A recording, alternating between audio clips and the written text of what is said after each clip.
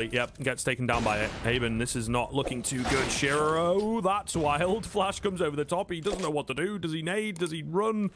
And he ends up getting taken down. So the best chance in a while here for Tikitakan. And of course, it comes off of the force buy. This is where teams like this thrive. They catch Gambit Youngsters completely off guard multiple times and have a solid chance of picking up a second.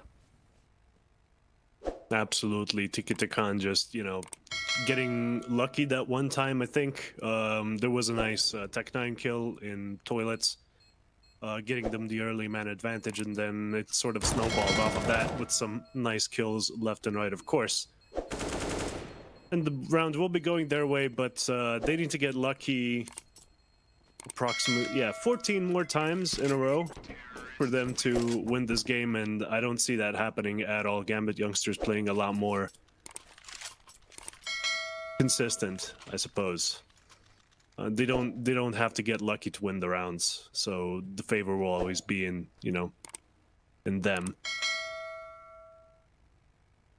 But we'll see if they can, if Tikitakan can pull anything off. I think on this T side, how many rounds do you think? I mean, they basically have to win everything from now on to stand a chance, really, in the next half. Yeah, right. Like any help they can get. 11's already kind of dire. Not completely impossible. Maybe once we start getting to 12, 13 rounds, you kind of go, wow, okay, they're going to have to defy the odds massively, and, you know, a 1 in 100 game from them, maybe even more than that. But that certainly means they need to be picking up as many rounds as they possibly can in the remainder of this first half, and then probably the pistol into the second to just get some momentum and a nice cushion of rounds to work with. Ooh, Axel, a bit dangerous. Okay, no, he is far forward. His gun barrel is showing, though, so he's going to get traded as well, and that's 2 quick kills onto A. Talk about luck, or just like a misplay from Gambit Youngsters, uncharacteristically. As the A-bomb site hit is on its way. 3 versus 4 for now, but Nafni, that was some dodgy clipping on that truck, but he does pick up both kills, and it's all down to Shushan here in the end, with the bomb still unplanted and down on the A-bomb site. That was a close one. It might still, yeah, it might still be a close one. Okay, yeah, if that happens, I suppose Shushan does have a chance in the map, but he does make a whole lot of noise. Inter's knows he can just peek at a random time, and chances are he won't be looking at truck at that time. Gets the kill in the end. This spray down. A lot of those bullets just hit the truck for some reason. It's quite annoying when that happens. Yeah, just a bit. Just a bit. And yeah, with 12 rounds on Gambit's side, this is looking one-sided as hell. Yeah, I mean, this is what we were talking about. This is where it starts to get into the areas of, like, you need to play amazingly well on your CT side, and I just don't think it's going to happen for them. That's another awkward nade exchange for Gambit Youngsters. This time Axile. Last time it was Shiro, not really sure of what to do, and getting a bit giddy on the peaks here. They're really happy with the way the half has already gone. Perhaps a bit greedy there from the primary A defenders. Yeah, this is exactly what we were applauding them for not doing earlier on, that they don't disrespect their opponents like this.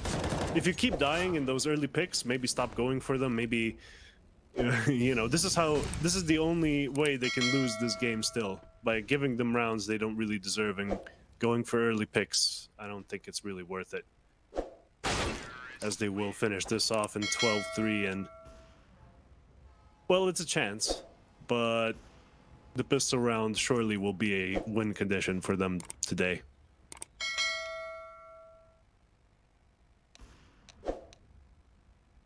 Super there, yeah, with 16 kills.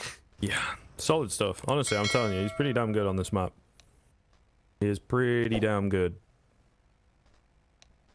You can tell why they were willing to sacrifice, you know, the Russian homogeny by bringing in an Estonian.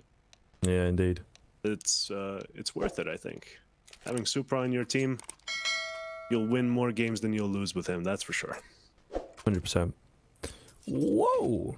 Okay. That's I a still little- wouldn't take that bet from our betting partner, Lou.bet. 11-1, though. Oof. It's not one you see very often, no. Yeah, you see them in, like, go into the 20s sometimes. Those, I would just put, like, 50 cents on that and see what happens. You never know, yeah. But for 10, I think this doesn't happen 1% at a time, let alone 10%. All I'm gonna say. Indeed. Well, you never know. Odds need to be massively defied here. B hit coming in, and they're very prepared for this. Dejor hiding away, one in at heaven, 2 players up on the boost. It's a nice little setup here. Shushin going to get taken down early. Dejor's still alive over at barrels, and the Glocks has yet to close the gap. And they've been forced away. I think they've very quickly realized, wow, there's a lot of presence there. Maybe we need to rethink this or approach the A-bomb site instead. But for now, a man down. Pretty decent result for Tikitakan in the initial exchanges. It's all a question of how things develop for them here, whether they play the mind games correctly. Are they going to start to rotate across to A? What's the plan? Shiro's all the way up here on A, but the bomb not quite joining him just yet, although it seems it wants to. Gambit Yongsters definitely going for a wacky mid-round call here to try and catch the CTs off guard, or, you know, keep them guessing. Like I say, the mind game's really coming into play here. Oh yeah, Nafni is left over here on B short. This is definitely going... Oh, well, I was going to say that was definitely going to be a fake onto B from him while they execute on A, but it looks like Axel is rotating back toward B, and with 25 seconds remaining, not enough time to get to A. It's going to have to be an explosion sooner or later, and we're going to see Shiro on short joining them very soon. Eski makes noise, and backup is surely called at this point. Carry trying to get someone trying to click on the heads, but the heads won't show themselves. And Jura with a very close-up angle can't get him in time. 2 CT players in heaven, one of them going down, and now Carry, last survivor, without a kit as well. No, he does have a kit, and he does have a smoke, so this is very doable for him. But Shiro tags him down to 20 HP, still keeps spamming that smoke, and yeah, obviously you can't win that one, as he would have had time to spray down the entire smoke before the defuse could even occur, and with 20 HP, that's just one shot that happens to hit your legs. Will put you down. As Gambit Youngsters pick up the pistol round. A win condition for Tikitakan. Yeah, and that's going to be real salt in the wound, honestly. They guessed right. They had the initial advantage. It seemed everything was going well for them. Hey, it's always 10% luck, 20% skill, and they got lucky on the guess, but the skill didn't come through there in the end. Very true. Very true. Ecoing this one out as well, so really going deep, relying on their rifle buys and hoping that they can win round after round after round after round, right? It's going to be really tough for them here, and no real mistakes from here on in. Obviously, they've got a tiny bit of room to work with, but you don't want to be giving them 15 super early into your comeback, as it were. So, unenviable position right now. A very, very, very deep road ahead for Tikitakan. Yeah, if you let them reach the 15 on the scoreboards, the pendulum of confidence is probably not going to swing back in your favor. That is pretty much game over at that point, as they only have to go for cheesy plays every single round. One of them is bound to work out eventually, and the game is surely theirs. Gambit Youngsters going to be hanging on to those Mac 10s. They do have enough money for AKs, 2 of them do at least, but no real sense to play the long economic game in this sense. I think this is one of those times when you upgrade the rifle to rifles, as all that saved up money isn't going to be doing them any good if they, you know, they have all the rounds to burn. They can afford to lose as many as they want for the money. They can just play maximum potential early on.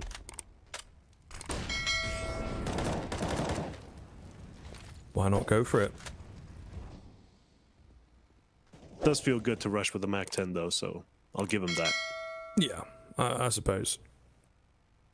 especially if they're able to win it with this. It would be a real mind game. Of course, we're moving into Mirage after this, which is the pick of Gambit Youngsters. So Tikitakan not really doing an awful lot here on their own map pick is somewhat worrying. And props to I said them, it before, but I feel like Mirage is probably Gambit Youngsters. It's like their home map. They don't get to play it as much anymore because I feel like it's the map that they came to prominence on, so it gets banned away from them quite a lot. But whenever they can, they like to play it. Yeah, and Tikitakan obviously had some other map that they really didn't want to get picked into, so they had to let him have that one. But yeah, on Overpass as well, I don't think, like, it is one of the highest win percentages for Gambit Youngsters, so it is pretty weird that that came out. And as I was talking about that, the entire B-bomb site completely taken. Gambit Youngsters has it in control, and Shushan, the lone survivor, trying to save that AWP. I think at this point he just has to get some picks just for the econ damage. Because without it, you are kind of screwed in the long game. I mean, you're really giving them the best of a bad situation there, you know. Trying to up their game, give them some hope. I feel like at this point, 12 rounds in a row required. Even, you know, I don't know, if it were Astralis in this situation, or maybe not in their current form, but in their best form, I feel like they'd still end up losing to Gambit Youngsters. So it's going to be very, very difficult, is the point I am trying to make. It is going to be really hard here. You never know. CTs to come back. What if Tikitakan has some sick CT side rotates we haven't seen yet? I mean, What if? yeah, the thing is, I can give you that. I really appreciate your optimism, but it's like you can't make any mistakes, and we're only human. You have to play flawless Counter-Strike, you know. Yeah. And I just feel like something's going to come through. Maybe even something that's completely out of your control. That's just going to give Gambit Youngsters the leg up they need. That's in your control, though. Palm not getting the spray down will end up falling, so not looking too good. A missed shot from Shushan. They're just, yeah, The shaky aim starting to show. I don't think they actually have this one.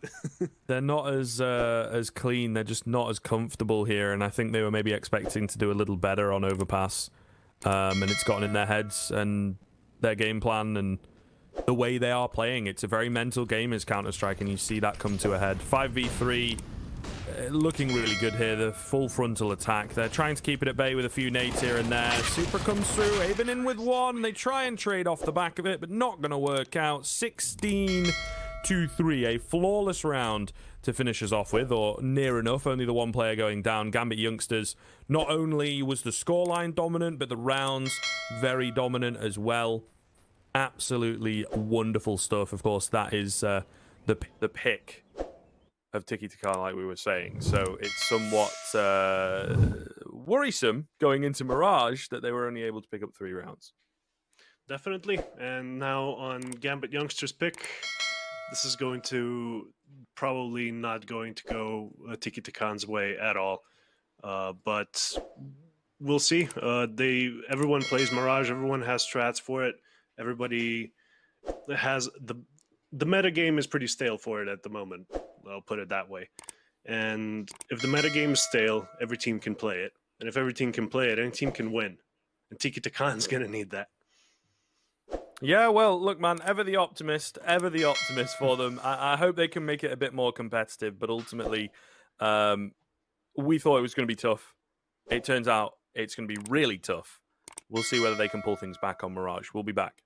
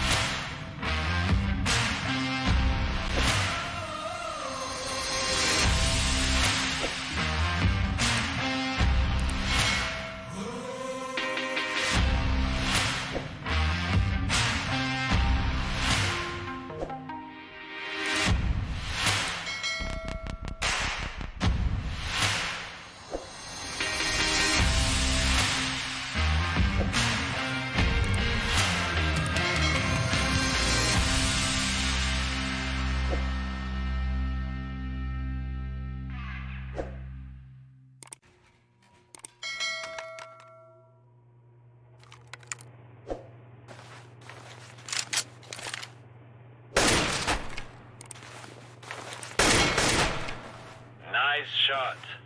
Lock and load.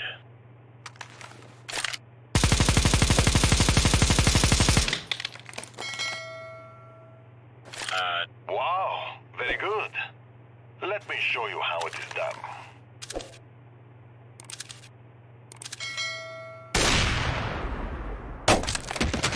Yeah, no.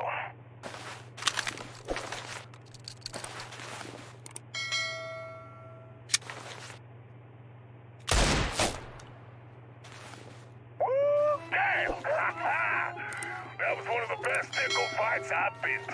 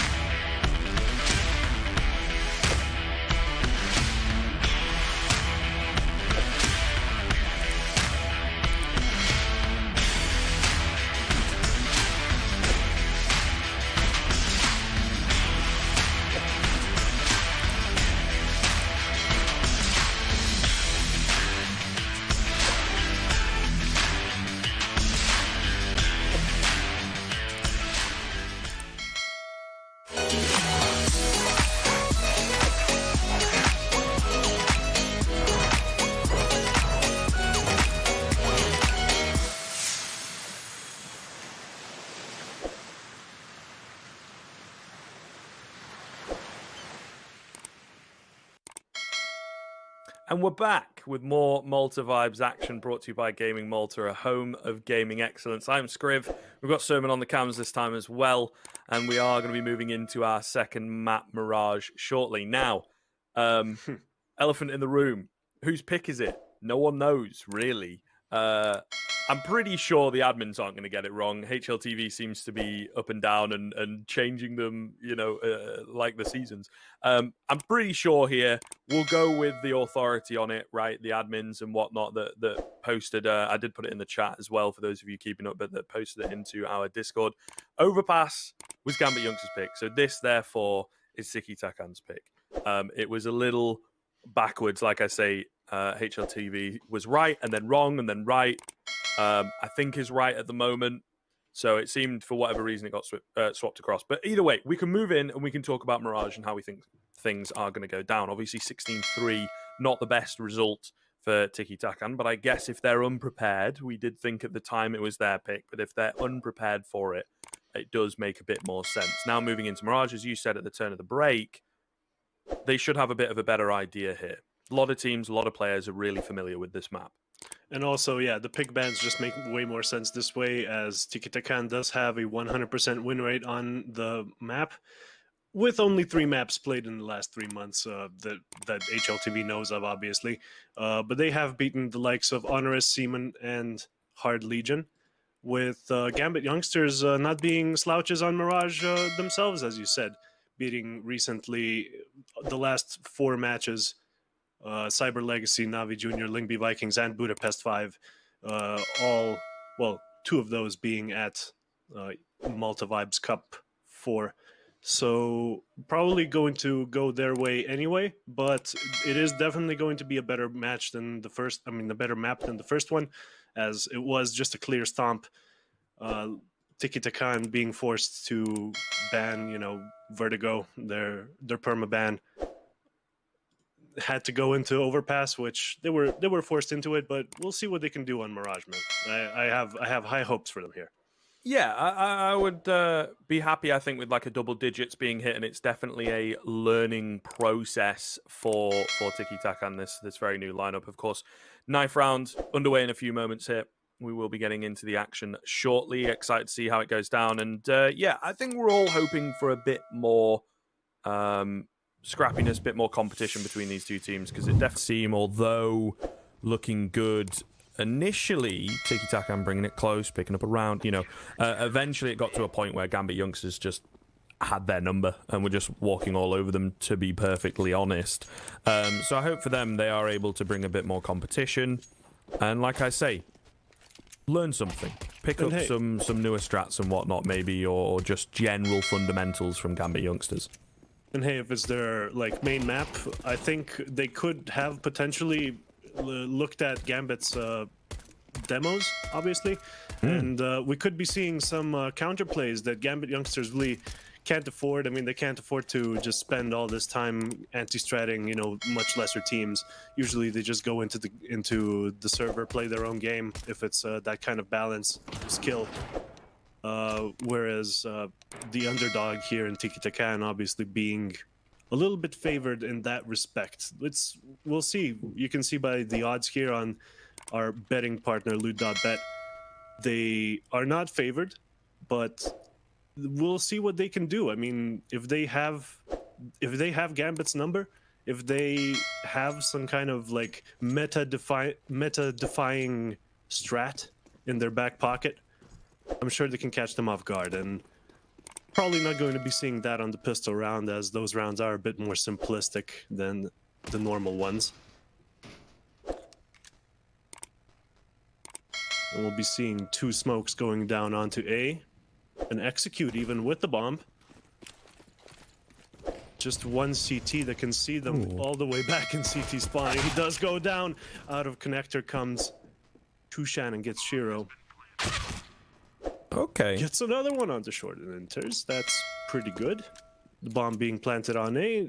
Pretty much 0 chance of a retake from Nafni and Exil. They don't seem to really be going for it. Just looking for some exits, perhaps. Build some bank, save that, get on Nafni, and 2 flashes. I really like this. I really like this. That was a great pistol.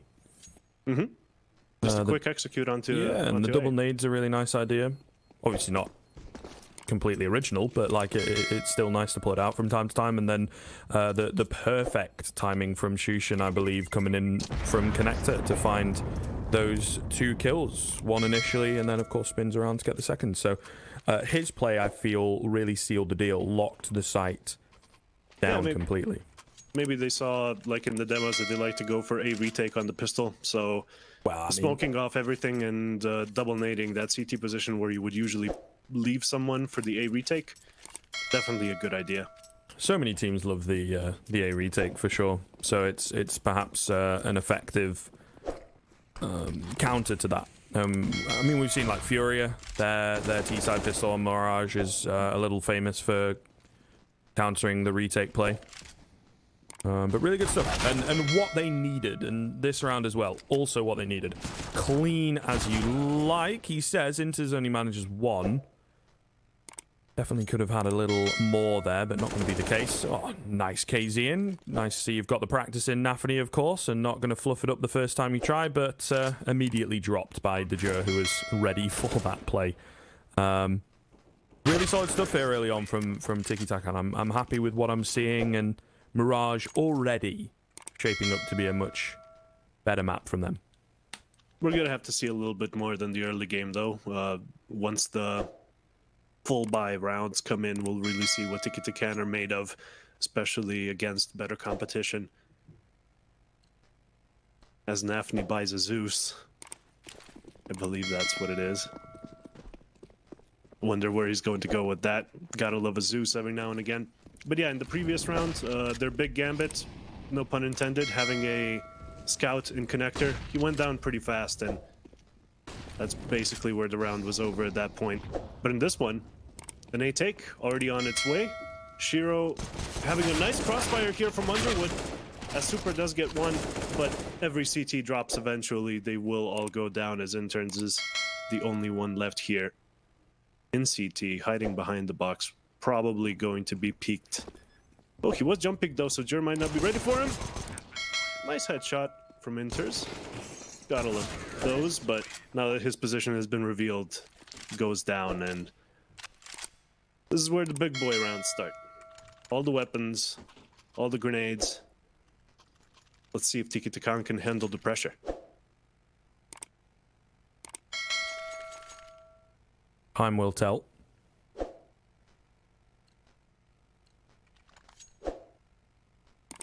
Looking really, really solid here, to be fair. But yes, this is the first true test, you could say. A bit of a random element, particularly to the T-side pistols, and that's given them the room to work with here, almost. Who's the smoke there? Nafany in and around. They're on top of each other. Don't quite realize it yet. Nafany's inside a smoke. There's so many smokes here. Dejur doesn't really seem to have much of an idea. Great flash coming over the top, and they line up for him, but the body block of the blinded player saves the life of Shushin. The kills do seem to be going the way of the T side, but one well-timed strike here from Axile or Supra could really turn this around. Look at these HP bars. Look how low they are. Certainly not said and done just yet. All going to have to be Axile. Does manage to find the first. He's so unsure. Is it B? Is it A? Does he actually want to go for this? Of course, doesn't have all that information available in the same way that we do. And it looks like he's actually going to save the AWP. So it will be Tikitakan getting the fourth, getting the first rifle round. The speed, the pace actually works out for them. Yeah, maybe if he hung on to that M4 and went for the retake, if he knew they were this low HP, maybe he would actually go for it. But even so, saving the AWP, definitely not a bad move. Especially since in the next round, his team is not going to have that much money to go around anyway. And as the rest of his teammates may go for like a Deagle buy, MP9 perhaps. Trying to get to those close corners, they will need someone that does the long corners, and the AWP is excellent for that, especially if you just want like one person to watch mid, maybe go for some aggressive picks. That's definitely a good opening gambit. Again, no pun intended. And we will be seeing that kind of buy, a CZ, a Deagle, 2 Deagles, I believe. Well, let's see how Gambit Youngsters spread themselves out for this quite special round.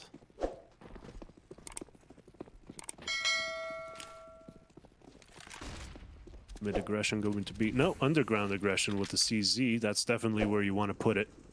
While the AWP is stationed there in connector, Shiro does get one onto Shushan, and the CZ pick just masterful as Shiro gets another one, and that was every win condition I listed before. That's just Tikitakan falling one by one to these scrappy weapons, and Gambit Youngsters picking up AKs on top of that. So their economy is going to be secured for a while, as Aben just tries to save this AWP to keep their economy stable as well. But with a minute remaining on the clock, I'm not so sure he's going to survive in Nafni with a unexpected angle, perhaps getting him on top mid.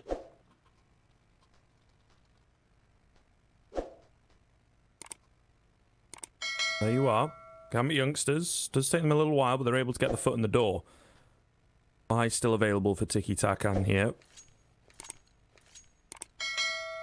Certainly looking to answer back really quickly here, Sermon. I think they have an awful lot of momentum, looking a lot cleaner, a lot better, and obviously they've already beat their rounds.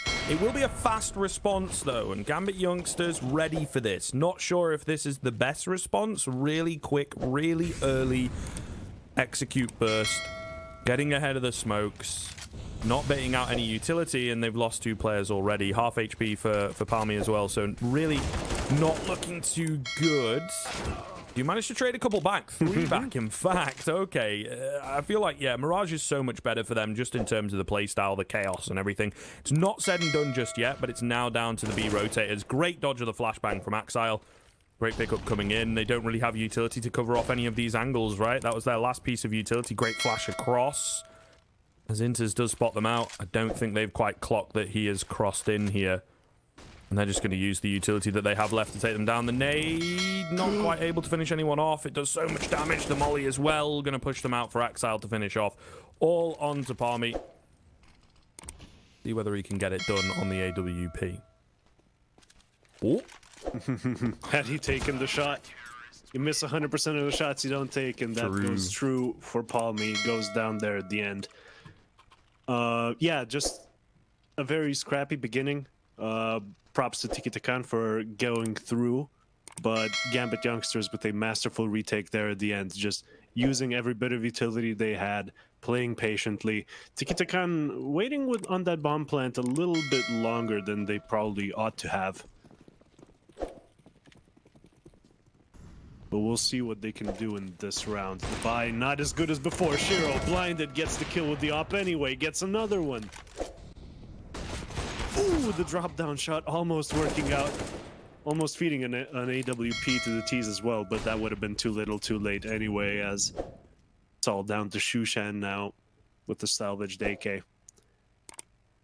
All in all, Tikitakan could have picked up an extra frag that would have been nice for them, just for putting pressure on the CT economy early on. Ah, you hate to see those. Awkward. Hellcase, of course. Our primary case partner. Shout out to them. None of this would be possible without them. And they've got 2 codes for you guys to use as well. Malta V15, extra cash, as well as a 15% refill bonus. There's a banner down below. Take you directly to their website. Either way, solid buy coming in from both sides. Gambit Youngsters hot on the heels of Tikitakan. Definitely giving them the run around early. But we did see once Gambit Youngsters were able to stabilize on overpass, they really ran away with the first half. So Tikitakan, maybe flashbacks of that coming in. They will be hoping to hold on to their lead and keep things competitive on the second map. Axel, though, he's got other ideas. Going to catch Palmy off guard. Creeping in, hoping to maybe spot ahead, maybe spot someone in transition. But in fact, he gets a taste of the medicine he was hoping to dish out. A very early pickup for Gambit Youngsters. Very clean one as well. Yeah, really not a fan of that move. He already made noise in apartments, going for a solo pick at that point. just really not going to work out most of the time, especially since you can't expect two CT players to be set up on B. Maybe he calls in short, like back up from short. So not a high percentage play overall. But B apartments now not very relevant, as this attack seems to be heading toward A. Look at the positioning, one in window, one in connector. As I say that, one in window goes down, and that's significantly worse. But the A take still on its way. One kill coming out of Palace is traded though, as Jungle gets killed as well, and we are going to be seeing the bomb trying to cross into the site, but it just takes way too long. The bomb going down in connector. Shushan with everything to do at this time, and I believe the CTs also know his location, but maybe the angle is just tight enough for him to get it. Doesn't though. Shiro expecting him completely, and Gambit Youngsters tie this up 4-4. Very quickly as well, right? Able to get that foot back in the door. Like we said, Tikitakan definitely looking good. Credit to them. But Gambit Youngsters proving once again why they are kind of the favourites here. That adaptability that I talked about at the top of the show coming to a full head here, and hopefully they will keep it going. Time will tell, but I'm confident, and I think they are confident as well. Tikitakan, meanwhile, the ball in their court, not in this round, but in the next, they will have to come up with an answer. Any damage done here, pretty solid. If they can get a bomb plant as well, would be great. Army's managed to find one. Aben kind of out, but of course tunneling, super able to drop him easily.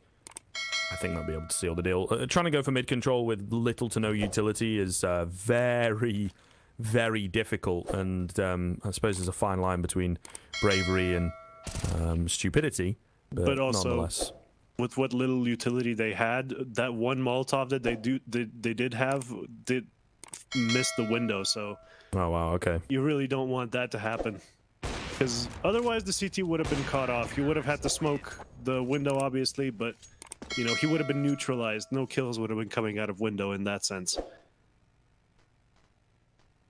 But sloppiness already creeping in for Tikitakan, nerves settling in. They know they basically won most of their rounds off the back of that pistol, and that's not a comfortable place to be when you're already out of the lead after the 9th round. And as we go into the 10th round, a double op setup on the tees. This is starting to get spicy here, Scriv. About to get very spicy indeed. Okay, here we go. The speed not working out this time. The CT's trying to match the aggression and just getting ripped apart all across the map. 3 very different, very easy kind of kills. Axel trying to fight back. Not going to happen, though. Not a single frag coming in. This has been a real turnaround from Tikitakan, and definitely what they needed in the middle of this first half. Super the only one left all the way on this A-bomb site. Looking to save, but well, even that's going to be a difficult task. Time going to be everything. Oh, jumps the gun a bit early. He does manage to find the kill onto De Jure. Should be able to make it away here. And in the same strain, Tikitakan don't really want to dedicate too many players. The double up setup, not a lot of cash in the back pocket. So maybe ill-advised to go fully hunting for this. But it really doesn't make a difference if they kill him or not. It's an A1S. They have money to buy, right? It's not like... it's comfortable, it's cool, it's nice, but it's not going to affect the next round in any way if they take him down or if they let him survive. And look at that. Every single surviving team member of Tikitakan got a kill that round. It was very much a team effort there. They just went across the map, got a kill everywhere.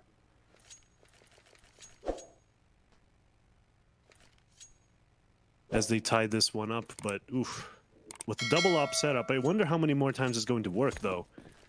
Because right now, the Gambit Youngsters were caught off guard. You don't expect to see a AWP in apartments every single round, obviously. Maybe now they're going to be more cautious, but as I say that, 2 are creeping toward ramp, trying to gain some information, perhaps. Trying to set up for a take, as the CT is on the A-bomb site playing really far forward, with the T's still sort of chilling in T-spawn in middle, as they haven't really taken it yet, not knowing it's basically theirs already. It does look like they will be going into A in the long term. One player in Jur boosted into window with one other player in palace. It looks like this is going to be most of them going through connector into A once that smoke clears. Maybe going to make some noise onto B just to keep them on their toes. We're seeing where they get a kill. Nafni going to be clearing this window position, knows there could be someone here already. Would behoove him to check the left side as well, and Shiro spots one in connector. Ooh, and the jungle player has been rotated away, so now his back is completely exposed to the player in window, but he's not moving forward anyway, so... Ooh, spots his feet, gets traded though. As Shushan gets another kill, and we are in a 2v4. Aben picking one up before I could finish that sentence, and now the two CTs in a crossfire. The T's still going for this A push, and Supra, if he picks up a few here, he might just get him back into the round, only gets one and gets traded though. As the bomb is going to be going down in a safe position, and Shiro, with his position given out, probably has to just save the AWP, but murder hole position not going to be exposed after all. Shushan jumps through the window. Ooh, but he is pushing toward short B though. Maybe Shiro won't expect that. Yeah, maybe. I think he heard a scope though. Because now he's being super cautious about short. Must have scoped in like around the right time. Just playing it very, very safe. So, I mean, that's wise. We talked about last round doesn't affect the economy too much, but this round it definitely does, his personal economy, as well as the fact that he's holding on to an ore. So he really needs to survive.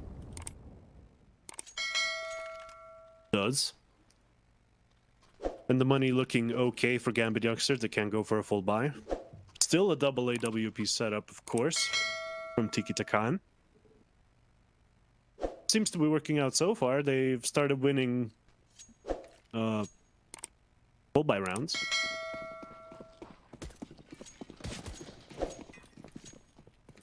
As they go for middle and B apps control.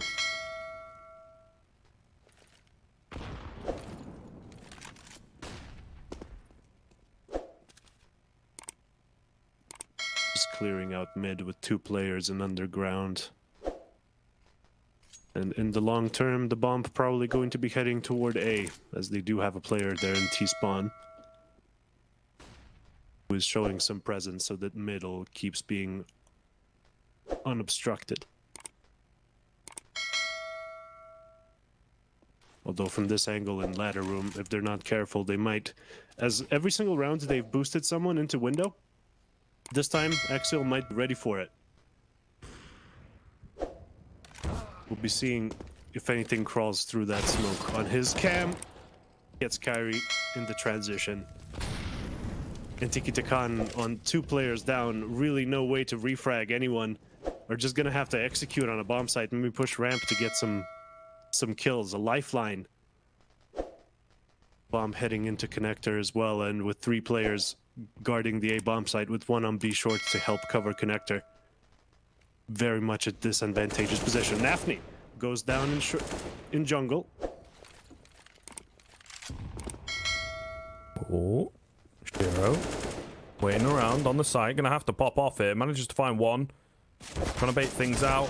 Looking good. Okay, I was gonna say it was dangerous for him there. It kind of isolated, particularly with losing his teammate on wood, but all good in the end. As he buys time for the rotations, not taking too many risks at all.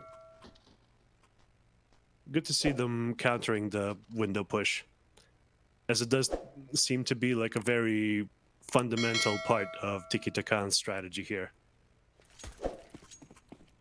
Leaves you with a lot of options. You can go A or B after that, after you have a player present there.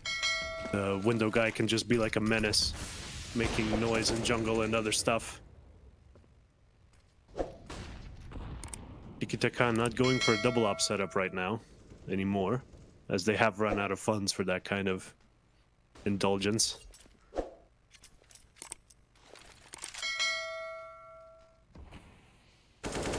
Gambit Youngsters still just taking it easy. All players on bomb sites. Mid control not very interesting for them at the moment. Will be interesting to see if they ever flip, if they ever start contesting middle, really. Maybe Tikitakan will get sloppy. Maybe they'll start saving grenades. They won't be doing the full execute, as it were, to have something left over for later. Looking good here, though. I really like the way that they're approaching some of these rounds a little slower, a little more methodical and thought out. Baiting utility from the CTs, keeping their attention drawn on A, although with the advanced position from Nafany, I'm not so sure that they're really sold, right? They're definitely not rotating anyone across. You can see the B positions are solid here. Axile, a slight change from him. Been playing Get Right quite a bit, but Short being held down by Shiro perfectly as well. Picks up one, able to get away. Axile, meanwhile, the apartment's on lock. The flank unsuccessful. And a nice change into this round from Gambit Youngsters. Very subtle, very small, but they move Shiro across the B. Not later on in the round, not as a rotation, but initially they swap his position, I believe, with Nafany. And although he only gets one frag, it's just the presence of the AWP that makes the difference. Definitely, and also not putting anyone into the ladder room, as Tikitakan have checked it this round where it was empty, so that's part of their mid-take now, checking for that specifically so that the window-boosted person doesn't get killed. And we will be going into the penultimate round of this half with a save round coming in from Tikitakan. Kyrie getting a Tech 9 for his troubles. Is this a rush B no stop? Looks like it. You do like to see those, no? Oh, no, no. It's a contact B. The Which, matchmaking classic. Yeah, honestly, is even more of a meme. Like, because if you do a rush, no one ever commits to the rush. Everyone commits to a contact, though, because no one wants to be the one guy that stays behind. yeah. And it's also very clear. It's like, right, we're doing a contact B. You guys know what that means. Are you ready? Here we go. Utility coming in.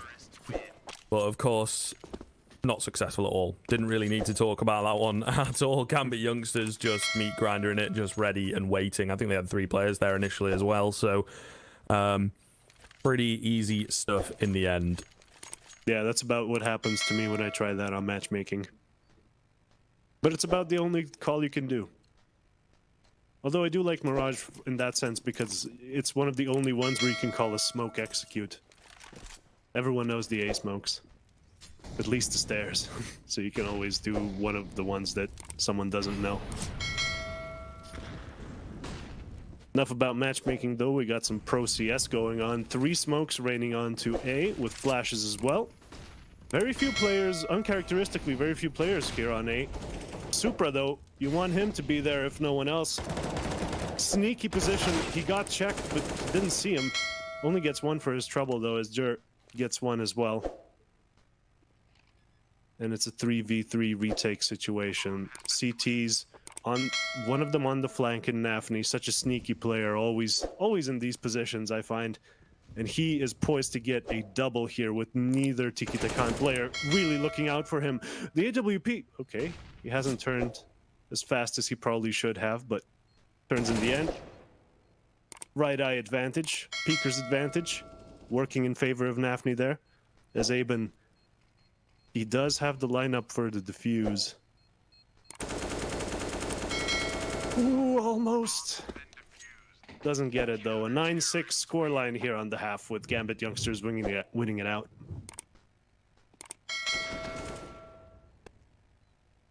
Oh. Yeah, I mean, it's kind of fair though in the end. Like, Gambit Youngsters look like the better side for sure.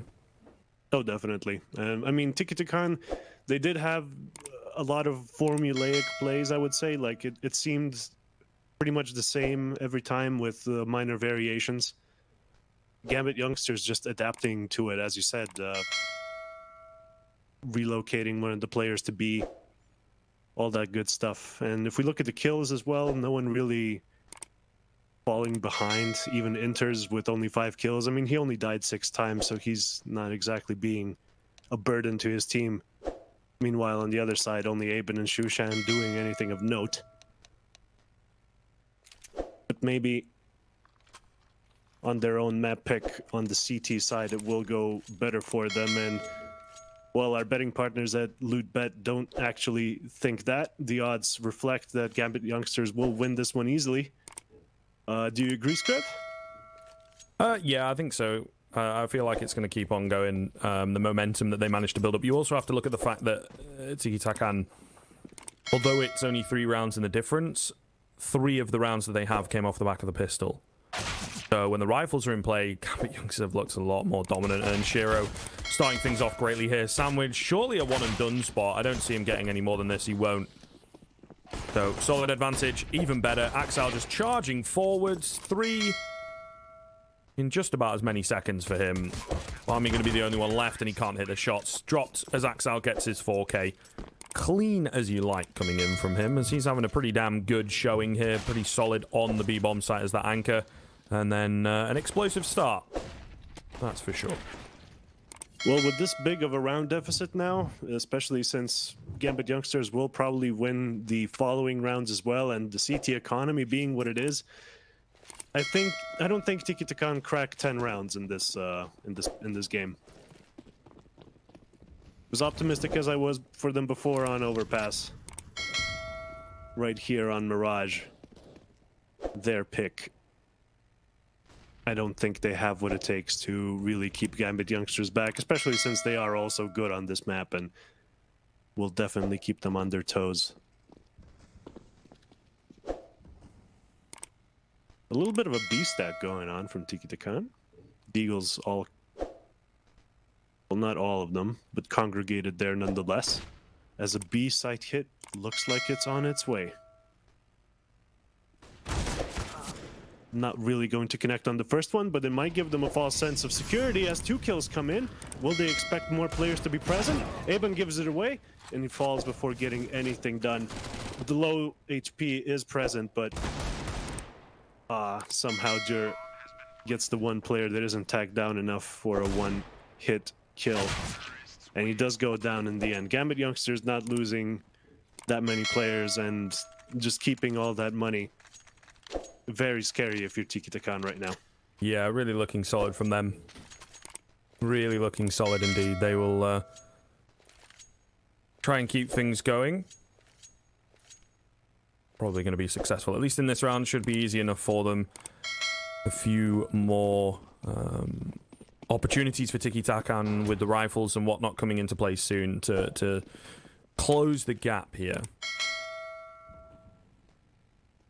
Love this, though. We're going to see a flash over the top, a few P250s. Smoke as well to play with, so this could definitely be a bloodbath. It does seem like Gambit Youngsters somewhat ready for it. Supra's crispness continues. Meanwhile, Aben coming in from lower. Okay, hello. Almost getting the second there. Super pretty lucky to be alive. And we are seeing some nice capitalization here from the rest of the CTs. You know, catching these distracted players off guard. It looked like, and it's very easy to fall into, particularly against a buy like this, where it's like, oh, there's 3 coming through connector, must be the entire team. Maybe there's 1 flashing over, sure, he's a bit late, but they wouldn't expect a guy from underpass, a guy in at window. They're kind of smart in that sense. It does look like the storm being weathered, though. Ooh, Super needed to pick that one up quickly on 4 HP. A little awkward, but all the same, Gambit Youngsters not taking too much damage.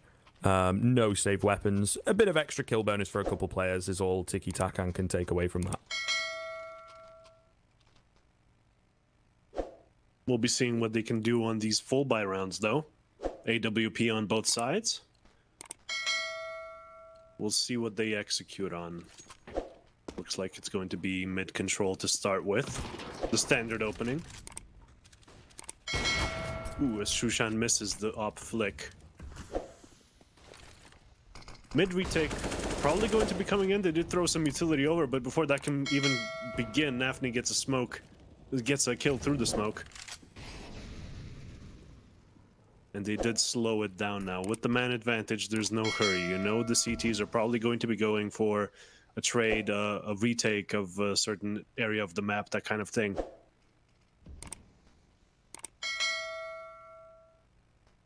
While one of the players does indeed push ramp. Although the action will be concentrated a bit more to B. And he does hear the footsteps of Inters, and he can call that as information. Ooh, doesn't get the spray down, though. And Carry manages to get one for himself. The B take on its way. Nafni a little bit more forward, sneaky as he always is. Gets the Opera off guard, and that's the round over. But Gambit Youngsters on 13 with Tikitakan seemingly with no answer. The bomb doesn't even have to explode in these rounds. Doesn't even get planted most of the time. It's just over.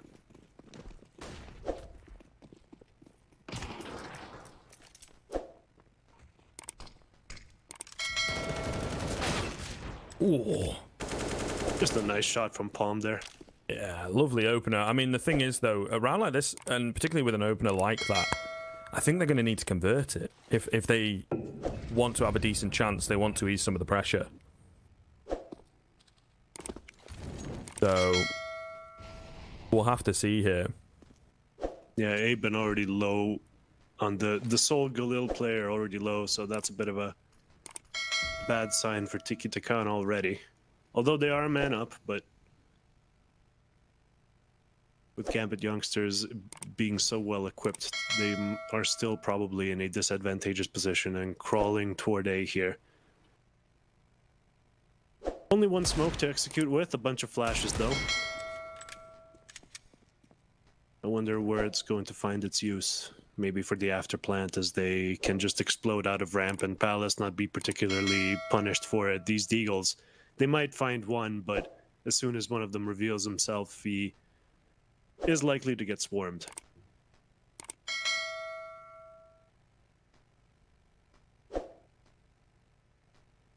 Likely than not, for sure. Oh, as all the CTs just rotate toward B at the worst possible time. Palm here can't even find one because he was in transition, and well, that really sucks, man. Yeah, all the grenades right now being used up. Didn't even have to do it initially, but ooh. A little bit of a jinx on those flashes. Gambit Youngsters do come out on top though.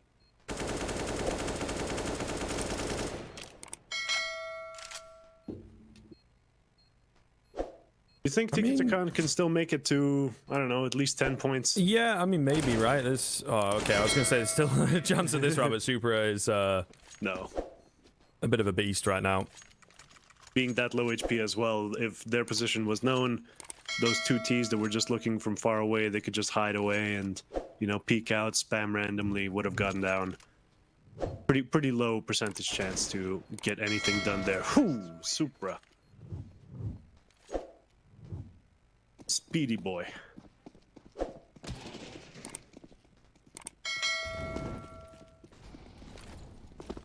All right, here we go. Double upset. This could make the difference. This could make the difference, to be fair. Tikitakan, I think, gonna look to catch them with this, pick them apart.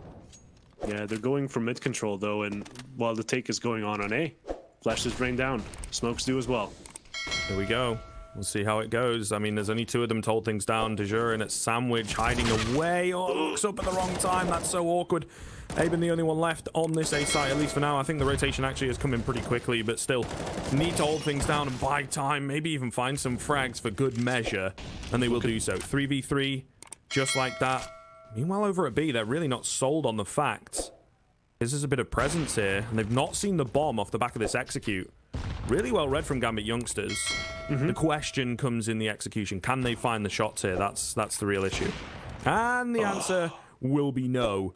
Palmy gonna sit strong over at Get Right. Two easy shots. Yeah, just masterfully played. I mean, they had the presence of mind to keep at least one player there. He was, I suppose, on the fast rotates to look at the cross on site, perhaps, if the A take did come in. But staying on B, just a crucial move there, as he just stays on the off angle, waits for them to cross and picks them off one by one. Shushan as well. Double op setup really doing work this round, isn't it? Maybe the answer they were looking for. Yeah, I think so, right? And I feel Gambit Youngsters really not, like I say, expecting it. Although, being 7 rounds in the lead, that might alleviate some of the pains with having to come up with something against the double op setup. I mean, they can now guess that they're basically going to be going for mid control a lot, as that's what the AWP does best. But as I say that, they do stack each bomb site now, setting up these tripwires, waiting for the T's to come into their crosshairs. Not going to be happening just yet, as they're setting up in connector behind a smoke. Oh. Even though... Ooh. Okay, a little too tunneled in on it, it seems, and the strike comes in perfectly here from the T side. Really well done as they shut everyone down, even the rotations. And that's the answer. That's the answer. The old bait and switch. They seem very sure of the fact that there was someone in ramp, but they were already putting a lot of pressure over at connector. And like I say, too much tunnel vision from Tikitakan. No one watching middle at least well enough. There might have been someone from short, perhaps, but it really didn't look like they were prepared for the connector push at all. Map and series point going to be hit pretty damn quickly here. Gambit Yongsters looking to get the swift kill on Tikitakan, move into that final up against Na'Vi Juniors. So really going to be interesting if we do end up there. There is still time for Tikitakan to come back, but 8 rounds in a row plus overtime is going to be difficult. That is for sure. That is an understatement. I was optimistic for them on overpass. Right here, though, my optimism has been shriveled away. I have seen them misplay way too many times. Their CT strat's just not really working out. Gambit Youngsters out aiming them at every turn. This round already going their way as well. I mean, Supra and Nafni are low HP, but not really going to count for much when you have the big man advantage. And there are going to be 2 CTs here checking out B. One of them an AWP though, so he can get a kill and then just fall back very quickly. Interesting to see if this angle works out for him, though. It is quite expected, and they know they like an AWP in these sight holds, not even putting it on mid. Ooh, exactly, a jump to bait out a shot. Palmy doesn't even give him the baited out shot, but he gets shut down by interns. No, he doesn't. The camera shift confused me. As the B-bomb site is surely in the control of the Gambit Youngsters. Palmy gets one. Can he get a few more? No, he can't. Shiro picks him up. And with 2 low players still in the game, this can go their way. Jerd just has to find 2 kills in quick succession now. That's a win condition. And that's going to be the first. The second coming in onto site with both of them still low on the T side. This could have gone their way. Oh my god. Shushan picks him up with the deagle, and now looking for the final remaining T. Not sure where he can be. Enters. Doesn't peek fast enough. Shushan might have this, and he does. That was almost takes him down as well. That's so awkward. I think the information there, the mind game, as it were, is they're on a weak buy. Surely he doesn't have a kit, is the thinking. And with 10 seconds... a flash comes round, you probably get off of that. You know, he'd only been on it for 4 seconds when that flash came in. So you probably get off of that and expect a peek, or, you know, go to turn away or whatever it may be. But not the case, so... definitely mind games going on there.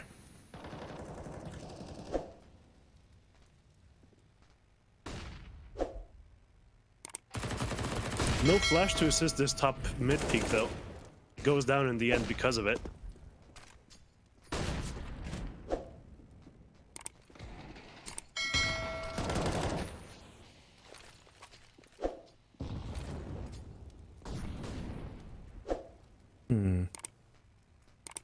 Bit of a weird exchange. Seems to have really slowed down since. Oh my goodness. You're lucky to be away. They've also lost the connector control once again. Last time completely unaware. They rinsed the round off the back of it, did Gambit Youngsters. This time seemingly a bit more aware, but Dejure's on 5 HP and he's about to have the wrath of the entire T side, or at least what remains of it, coming his way. I don't see him getting out of this. Okay, nice shot coming in. The rotation, like you say, is in at CT. So the 1-for-1 not all bad there. And they don't really have the utility to keep Palmy at bay. The bullets will do a good enough job. Solution here on the AWP, looking to maybe find another.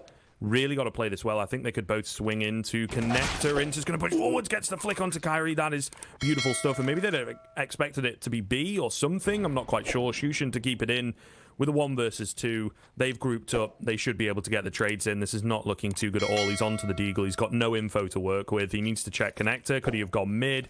It is kind of planted for connector. Swaps across to the AK. The pace picks up, but Axile will find the tip of his head. And a 16-8 coming in. The 2-0 overall. A very swift 2-0 as well, it is worth noting. Of course, Gambit Youngsters will move through to that final, as I mentioned just a few moments ago, to join Na'Vi Jr. Better from Tikitakan, but still, with that being their map pick, a little disappointing, and the CT side from them very, very disjointed.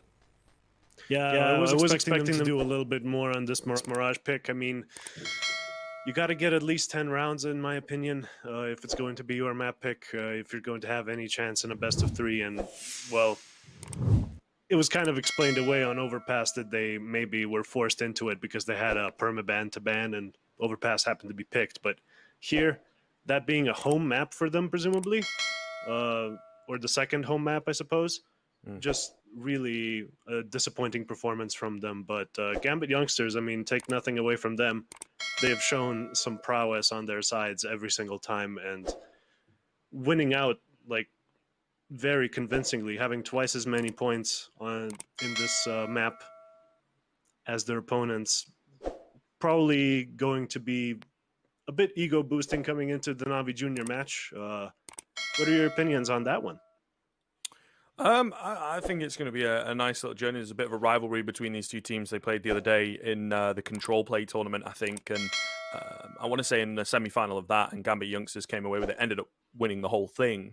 But two obviously similar journeys. I feel like they've been on it for a similar amount of time, but Gambit Youngsters finding a bit more success, I suppose, at least at the moment. Na'Vi Junior definitely have that potential. Nordavind taking them down earlier is a pretty decent result, I would say. But look, we have to say goodbye to Tikitakan, of course. Credit to them. They've looked pretty solid. Making it here to the semi-finals on like a couple days' notice is nothing to shake a stick at. Definitely can be happy with coming away with that. But yeah, really, really solid stuff, I would say, from them. But there are clear areas where they have issues. I think they can know that. Just from the games that they've played today. I hope they go away, they learn, and they perhaps get a bit of an org behind them, a bit of motivation, a bit of stability, and find themselves a solid play style and a solid playbook. So yeah, really, really happy with what I've seen from them, and I hope to see them again. Yeah, and it's these kinds of matches that really sort of test you, you know, in these high-pressure situations. You can't, no matter how much you practice, you will never be in this position, and the only way to get good at it is to keep at it and get into them. And, you know, you don't win the first time you get to a semifinal like this, but maybe you'll win the second, the third, the fourth time. Keep the grind up, and, you know, you'll get there eventually, I suppose.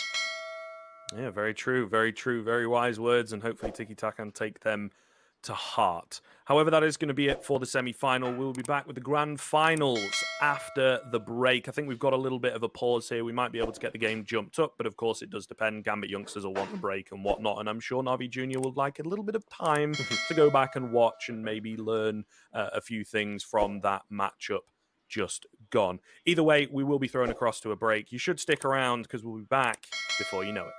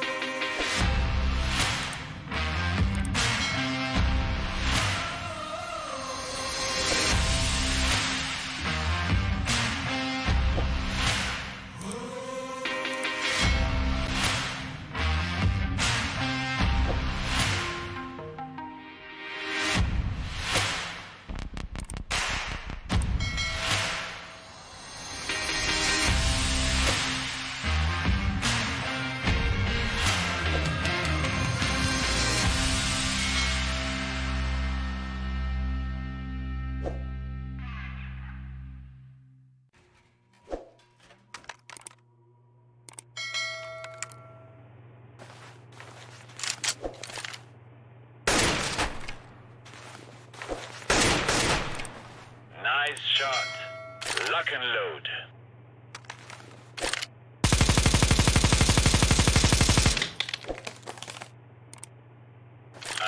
Wow, very good. Let me show you how it is done.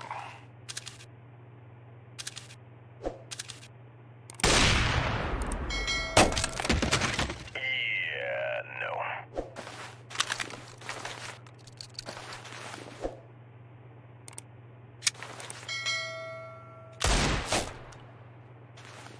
Woo, damn! That was one of the best tickle fights I've been to.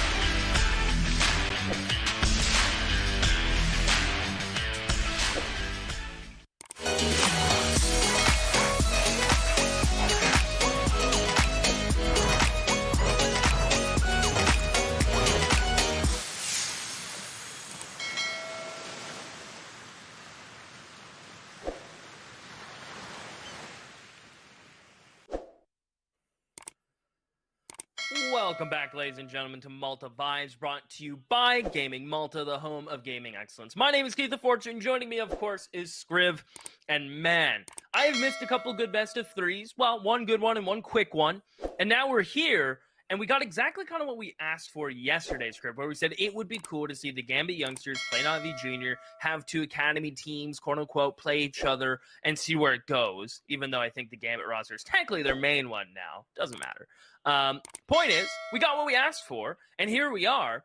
And I know the odds and like what everyone's thinking is going to be leaning Gambit Youngsters' way, but I'm still excited, and you can't take that away from me, Scriv. Well, maybe you can. I don't know. Depends what you have to say. Well, I mean, I'm kind of excited for it as well. I had put it up there when we were finishing the semi-final as being a bit of a rivalry. They have played each other quite recently, like in the past few days and whatnot. So I think they're starting to get a taste for each other. And ultimately, like on this same path, Navi Jr., arguably even younger than the Gambit Youngsters, I want to say.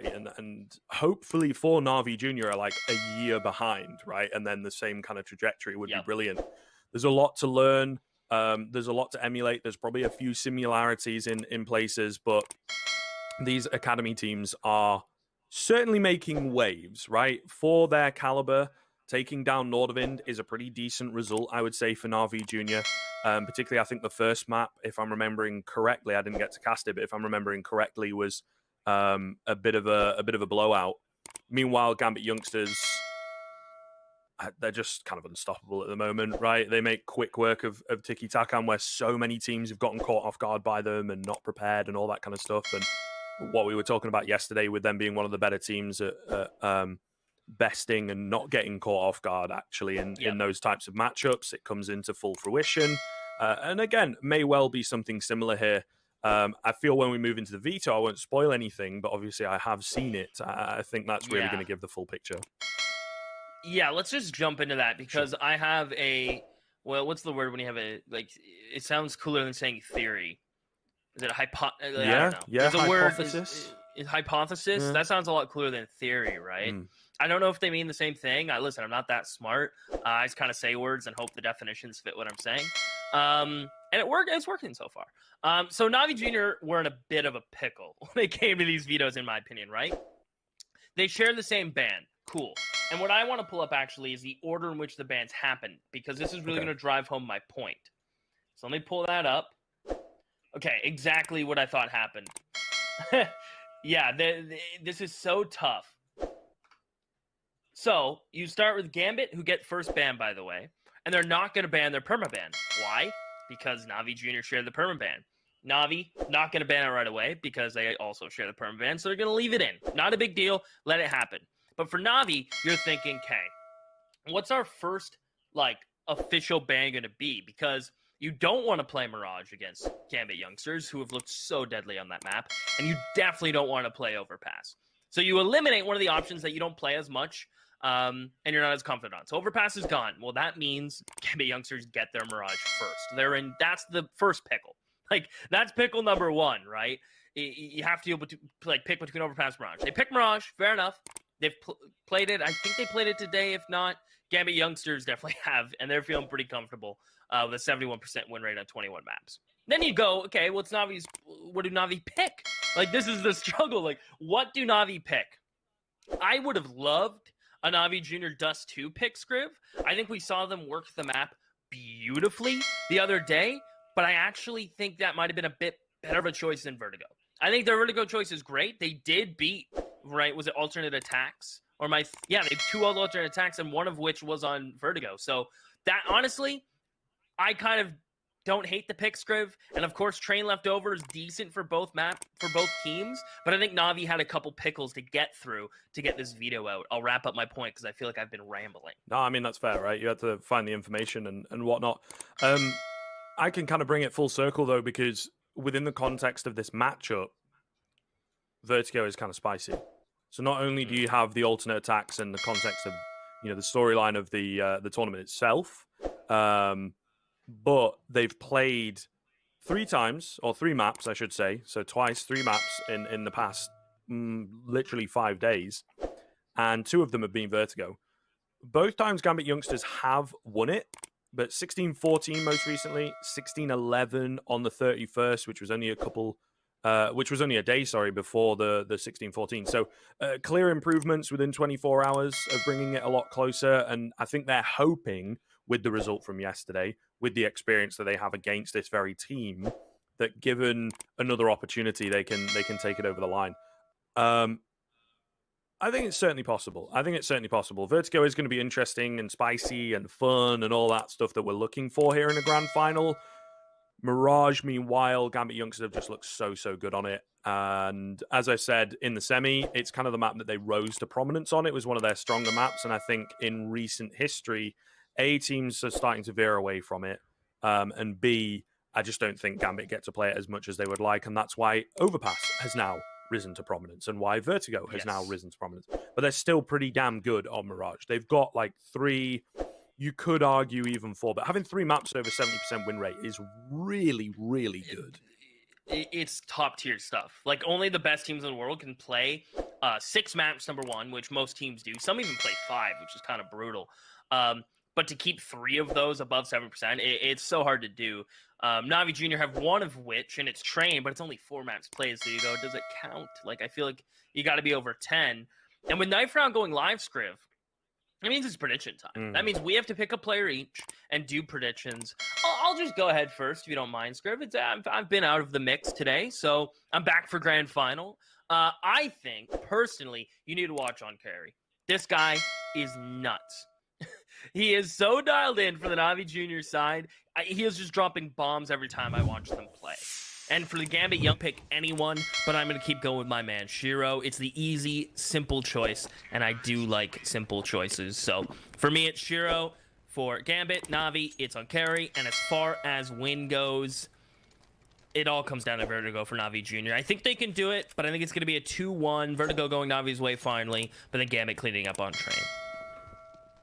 Sure. Yeah, I feel like in terms of scoreline, I'm kind of going to disagree. I think it's just going to be the 2-0. Gambit Youngsters, after watching them earlier, I think they're going to have a great deal of confidence, not as much pressure on them coming into this as they are the favorites, and they've just been looking good. I feel internally they're not going to put as much pressure on themselves, play their own Counter-Strike, because they know they can win with their own Counter-Strike. So I am going to go for the 2-0. I feel Vertigo could be competitive. If Navi Jr. can make it close again, you know, another 12, 13, 14 rounds from them, then clear signs of improvement.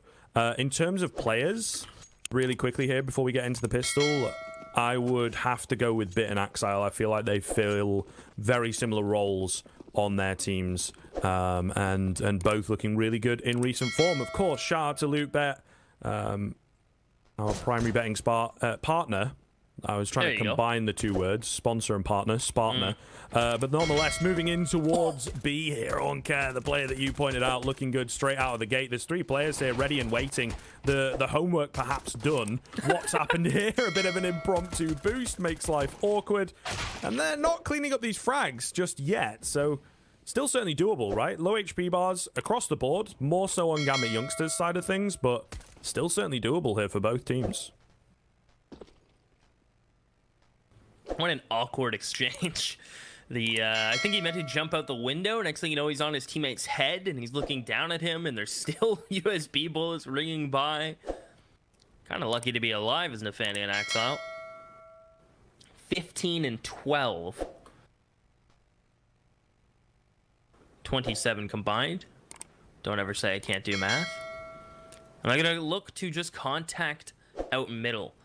They could do one of 2 things. I mean, they could do more, but in my mind, they're either walking connector or walking cat. I don't think you mess with window at this point. And it comes down to this P250 of Shiro tapping off. Gospodarov's head, but the timing worked out beautifully. Shiro will clear it. 25 seconds. They even thought it was a smoke. It was a decoy to cover the plant. Shiro has to protect his man because the Fanny's so weak, and he will. Wow. Shiro, that P250 goes to work. Axile finds a second right before that. That's how Gambit Youngsters bring back a pistol. It's looking so good for Navi Jr. And then it just all fell apart so quickly, Scriv. I mean, not quickly. Maybe quickly is the wrong word, but in such a awkward House of Cards type of manner. Yeah, I get what you mean. Certainly at the end, it was very sudden, I guess. But this is immediately the difference, though. Tikitakan, the way that rounds are approached by both teams, Gambit Yongsters kind of did fall into it because it was working for them, was just it either worked or it didn't. Yeah, strategy would come out from one side, and you'd either find all the frags or you get mowed down by a crossfire. Get mowed down by a crossfire. However, this game, I feel like Gambit Yongsters, you can immediately tell with that first round. A lot more respect, a lot more patience, a lot more time taken to think things out. Instead of, we've brought it back to a 3v3, let's keep rushing into B because, you know, we're better than them or whatever, and we'll just hit the headshots. They decide instead to work with something a bit different. And luck goes their way. They get great timing onto Gospodov. But all the same, the mindset is immediately different. Maybe because it's grand finals, maybe because of the opponents. I feel like it's probably a combination of the two. And they have to prove themselves. They're the other junior team in the scene, and they have to prove how much better they are. But Onkare has got so much flair. Oh, lands another shot as well. Looking so good here. This is suddenly, to bring up the word again, unraveled for Gambit Yongsters this time around. It looks like they might be able to get it over the line. They will indeed. Shura gets the drop onto Topa, just about. Still a lot of damage done by the CTs there. I'm calling it right now. We are strap in, right? Like, get your chair in a comfy position because we are in for one hell of a best of three. I'm already feeling it from these first couple rounds, how nice some of these shots are from Onkare, Shiro. These guys are playing really out of their mind right now with their just the awareness and crosshair placement. Everything's going well for Gambit Yongsters. And Navi getting some kills on that force by nearly pulling it over the line. And now it's a bit of a stack. Those are going to show face with one player, make Nafani want to chase him. And when he jumps out and tries to clear back bench, there'll be a surprise of 3 players willing and waiting. That molly will eventually spread to Onkare. Here comes the Mac 10 and Nafani. His teammates are backing him up. And so far, so good. They can lose that Mac 10, not a big deal. Cleanup will commence. Topa hoping to find one, and he actually does. Okay, so 2 players. AK is recovered, though, so no harm, no foul. Navi Jr., enough for the up. And actually armor and utility. It's been a while since I've seen an actual 4th round buy from the CTs that is this full.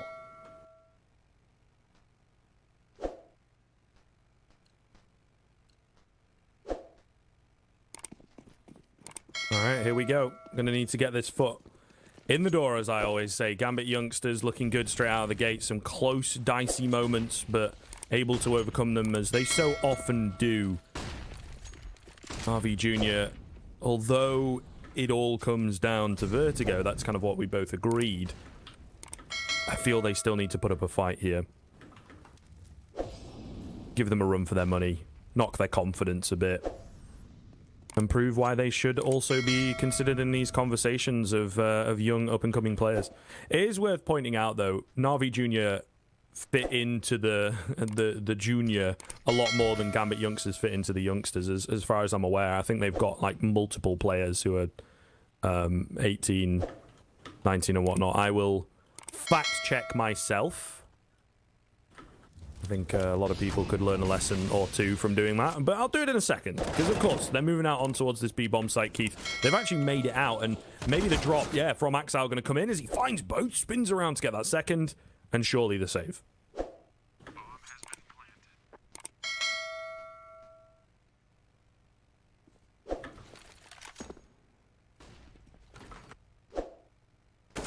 Yeah, looking like it. Nafani actually catches Gospodarov, probably trying to escape in towards A-Halls, into that palace position.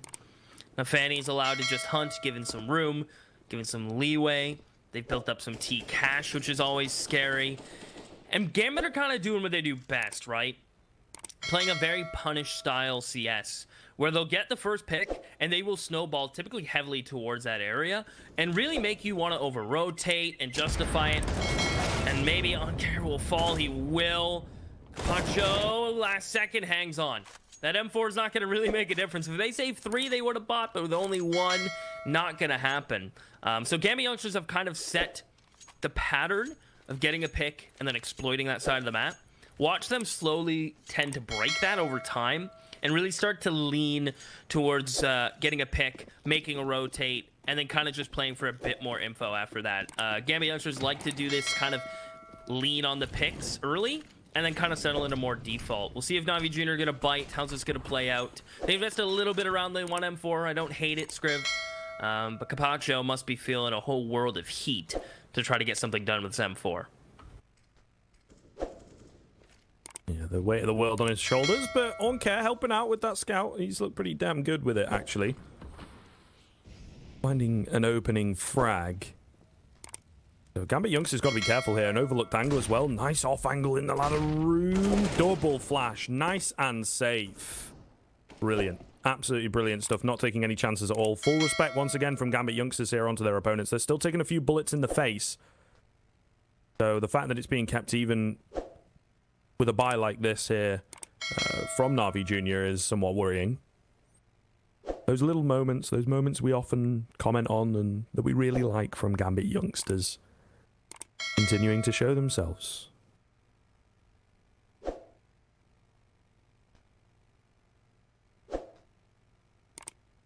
Creeping. Gospodarov gonna peek from stairs. Oh, he had a chance.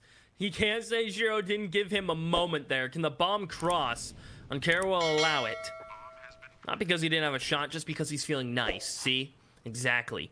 He'll find Shiro. Super up, perfect timing, and comes back with the crosshair all the way back around. He'll keep that weapon, build that money. I'd like to see him drop for Nefani just to keep, you know, the economy even. I'm gonna spin around from Supra. Really well done. And Gambit stay flawless. They get up to 5. Navi break out the op once more. Scriv. And I want to see Gospodarov get a little aggressive. Onkare's been playing well. Now that he's at M4, look for him to settle in. But Gospodarov, I think an opening pick is needed, Scriv. Gambit have been having a bit of a free-flowing time with that. Oh, nice push in coming in. Onkare only good for 1, though. We often say 1-for-1 trade. Not exactly sound. I want to go for the jump peek again. It's all good, though. He spotted Shiro out. Going to molly them. Going to flash them. Ooh, and Gospodarov taking a risky angle here. Very risky indeed. Great utility usage once again to kind of push him into an awkward spot. Headshot lands, I think, yeah, just through the lip of the stairs. And Gospodarov's still alive and hitting shots. That might well just come back to haunt them. Second one coming in for him. All going to be onto Shiro. 1 versus 4. Drops the first. They're so heavily stacked on each other as well. He's playing it well, though. Manages to bring it down to a 2v1. They're on top of each other. He's got plenty of time to work with, but Shiro so fast right now. In and out, trying to bait out the shots, trying to bait out the peaks. Oh, imagine. Not going to happen, though. Gospodarov will take him down. The third coming in for him, and the first for Navi Jr. secured.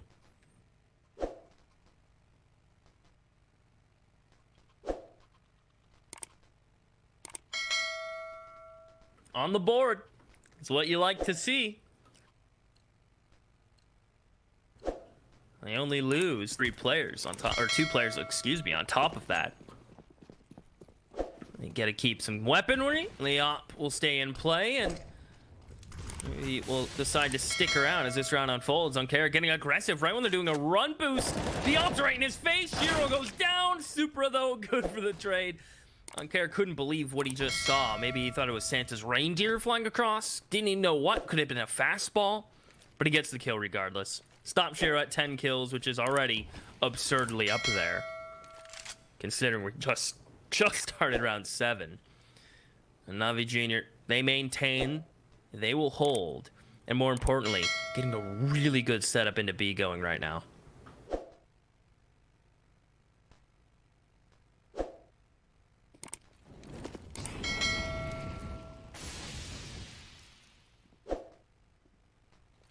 Execute about to happen. That nade. Oh, a little bit of damage. I mean, more so on the Fanny than Axile. And with 50 seconds bit, since there's no reaction on that nade, he almost got caught rotating out. A flash for Topa to peek. Yes, sir. Not deep enough. Gambit Youngsters were tucked into the proper corner. And now it's just Bit alone to defend. He's calling it they've jumped out, but no one is starting to come help him. He heard the jump out. He knows someone's on floor. And he gets timing. Bomb will now come back. Enters. You know what? He has done his job. Getting one. Making this round unobtainable. Unachievable.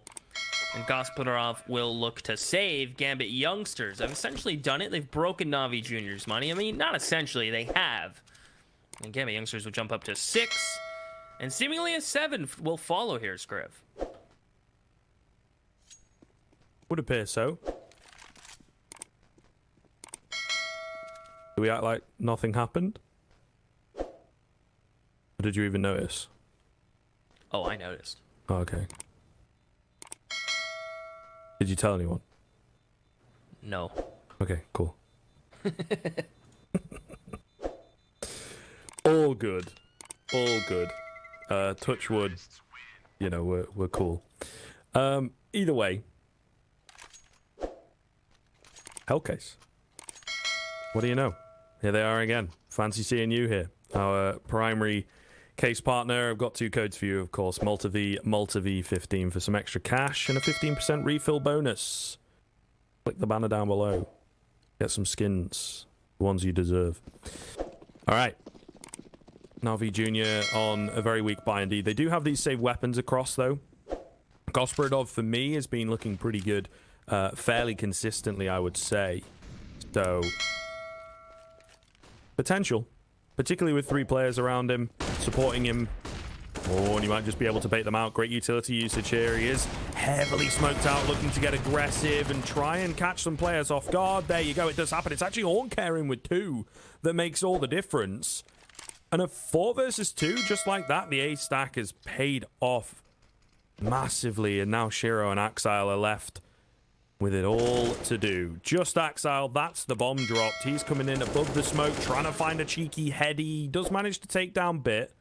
You know where he's at now, though. He's just on the edge of the smoke. I mean, I love the look of the smoke, but on care, of course. 2 quick headshots able to drop him. That smoke's really cool, but not able to get anything done off the back of it, really, because he didn't have any teammates. And Na'Vi Jr., they get a second off the back of the force buy.